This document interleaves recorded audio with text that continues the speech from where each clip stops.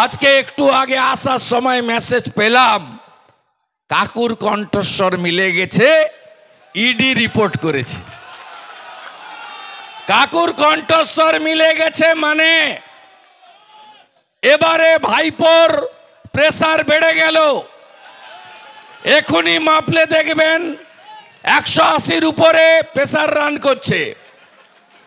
কি বলছিল?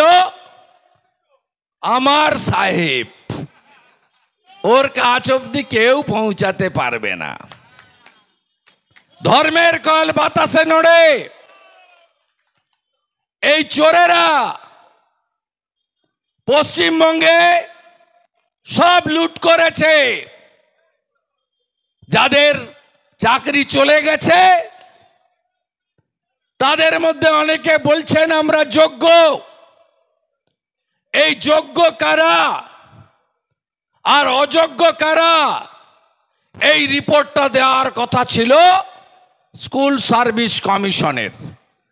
তারা চোরেদের বাঁচানোর জন্য অতিরিক্ত পোস্টে নিয়োগ করা লোকেদেরকে বৈধতা দেওয়ার জন্য, দোকান খুলে টাকা নিয়ে নিয়োগ করা লোকেদেরকে বৈধ করার জন্য যোগ্য কে আর অযোগ্য কে এর তালিকাটা পর্যন্ত কোর্টে দেননি। এখানে যারা কেস করেছেন, যারা কেস লড়েছেন, বা প্রধান বিরোধী দল বিজেপির কোনো ভূমিকা নেই। সম্পূর্ণ ঘটনার জন্য যদি কেউ দায়ী হয়ে থাকেন তার নাম মমতা ব্যানার্জি। পালাবে কোথায়? কালকে আসছে আকাশ রানী মহিষাদলে, যত আসবে তত হারবে।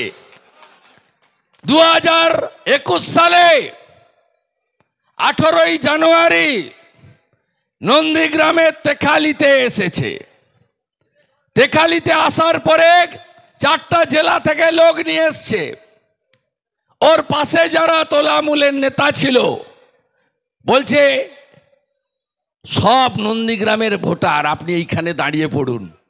এমন টুপিটা খেয়েছে, দাঁড়িয়ে পড়েছে, আর ঠেলায় না পড়লে বিড়াল গাছে ওঠে না।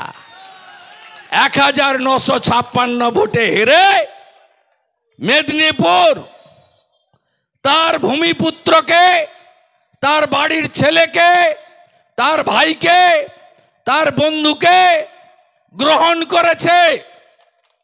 আর বহিরাগত মমতা ব্যানার্জিকে বলেছে টাটা বাই বাই, হীরক রানী বাই বাই। এই হীরক রানী কালকে আসছেন আকাশে হেলিকপ্টার চড়ে, মিথ্যা ভাষণ দিতে আসছেন। 21-এর আগে বলেছিল ডবল ডবল চাকরি হবে, এখন ডবল ডবল চাকরি যাচ্ছে।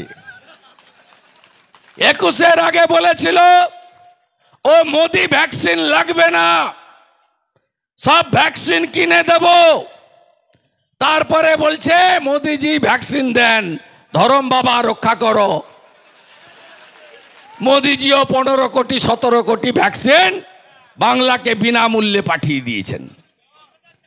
এই মিথ্যাবাদী মুখ্যমন্ত্রী প্রত্যেকবার ভোটের আগে বলে 60,000 চাকরির নোটিফিকেশন হয়ে গেছে, এখন বলছে 10 লক্ষ চাকরি আমার হাতে আছে। এর কথা কেউ বিশ্বাস করে না। এর আমলে আপনারা শুনে রাখুন, আমি কিছুদিন ক্যাবিনেটে ছিলাম। এই ডক্টর অমিত মিত্র বলে একটা লোক আছে, 6 লক্ষ পার্মানেন্ট পোস্ট অবলুপ্ত করেছেন। তার বদলে 30,000 কন্ট্রাকচুয়াল চাকরি হয়েছে পার্টির নেতাদের আত্মীয় স্বজন অথবা টাকার বিনিময়ে। পশ্চিমবঙ্গে যতগুলো নিয়োগের জন্য বোর্ড আছে, public service commission, school service commission, primary recruitment board, staff recruitment board, cooperative recruitment board, municipal recruitment board, police recruitment board, কোনোটাতে গত কয়েক বছর কোনো নিয়োগ হয়নি। ত্রিপুরার মতো ছোট রাজ্য মানিক সরকারের মানিক সাহার মন্ত্রিসভা তারা একটাও পিটিটিআই পাস করা লোককে বাড়িতে বসে থাকতে দেননি, জিরো করে দিয়েছেন। বিহারে সব para teacher part timer regularise, উড়িষ্যাতে 58,000 ক্যাজুয়াল কন্ট্রাকচুয়াল রেগুলারাইজ করে সরকার বলেছে পার্মানেন্ট জব ছাড়া দেব না। আর এই রাজ্যের নেত্রী বটে শিল্প বাগান গুজরাটে, একটার পর একটা কারখানা বন্ধ করে রাজ্যটাকে শ্মশান করেছে। পিসি ভাইপোর কথা, ভাইপো কবে আসছেন? গোল্ডেন রিট্রিটে এসেছিলেন, 3,500 পুলিশ, একদিনে 1.5 ঘন্টার মিটিংয়ে খরচ 27 লক্ষ টাকা। এর আগের বারে আমার বাড়ির কাছে গিয়ে বলেছিল পকেটে হাত ঢুকিয়ে তোর বাপকে ডাক। যত বলবে মেদিনীপুরের লোক তত এদের ঝাঁটিয়ে বিদায় করবে, ঝাঁটিয়ে বিদায় করবে। কারণ এরা মেদিনীপুরের লোককে চাকর বাকর ভাবে, আর আমরা চাকর বাকর নই। আমাদেরই বিদ্যাসাগর বর্ণ পরিচয় স্রষ্টা, আমাদেরই ক্ষুদিরাম বোস বিস্ময় বালক 1908-এর 11ই আগস্ট জীবন মৃত্যুকে পায়ের ভিত্ত করে আত্মবলিদান দিয়েছিলেন। আমাদেরই মাতঙ্গিনী হাজরা, যার নামে এই ব্লক, তিনি তমলুকের বানপুকুরে 42-এর 29 সেপ্টেম্বর আত্মবলিদান করেছিলেন। আমরা এই মেদিনীপুর 42-এ 17ই ডিসেম্বর সতীশ বাবু, সুশীল বাবু, অজয় বাবু জাতীয় সরকার প্রতিষ্ঠা করেছিল। ব্রিটিশরাও ফেলতে পারেনি, 22 মাসের বেশি এই সরকার চলেছে।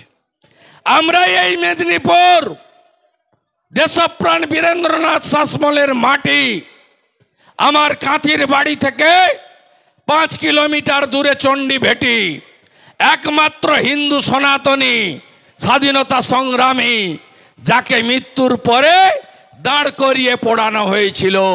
আমরা মাথা নত করতে জানি না। দক্ষিণ কলকাতার ফ্ল্যাট বাড়িতে এক্সকেলেটর লাগানো, কোটি টাকার ঝাড়বাটিতে থাকা, chartered plane, chartered helicopter use করা। ভাইপোর জলের লিটারের দাম কত জানেন? 250 ml 250 টাকা, 1000 লিটারের জল খায়। হ্যাঁ, কয়লা, বালি, গরু। পার মদের বোতল, দেশি মদের বোতলে পার বোতলে 2.5 টাকা আছে ভাইপোর, পার বোতলে। দেখলেন না ইলেকটোরাল বন্ড 1400 কোটি টাকা পেয়েছে 2 বছরে তৃণমূল। তার 600 কোটি টাকা কে দিয়েছে জানেন? Dear lottery. ডিয়ার লটারি মানে ভাইপো লটারি। আমি 1 বছর ধরে বলেছি না, 600 কোটি। আমি দাবি করব হাইকোর্টের নির্দেশে যাদের বেতন ফেরত দিতে হবে সুদসহ, এই ডিয়ার লটারি আর সঞ্জীব গোয়েঙ্কার 400 কোটি একা মনোপলি চালাচ্ছে কলকাতা, হাওড়া, ব্যারাকপুরে। বিজেপি সরকার এলে এই ইলেকট্রিকের মনোপলি আমরা ভাঙবো। আজকে বলে গেলাম আপনাদের সামনে, ফেরত দিয়ে দেন না তৃণমূল থেকে। আপনাদের জন্যই তো ছেলে মেয়েগুলোর সর্বনাশ হয়েছে। তাই আপনাদের কাছে আমার আবেদন, এই রাজ্যে স্বাধীনতার পরে চাকরি চুরির যিনি পর্দা ফাঁস করেছেন, আপাত মস্তক ভদ্রলোক, বিনয়ী, নম্র, মিষ্টভাষী, ডাউন টু আর্থ অভিজিৎ গাঙ্গুলিকে পার্লামেন্টে পাঠাবেন। 2.5 লক্ষের বেশি ভোটে জেতাতে হবে। আমার মার্জিনকে হারাতে হবে।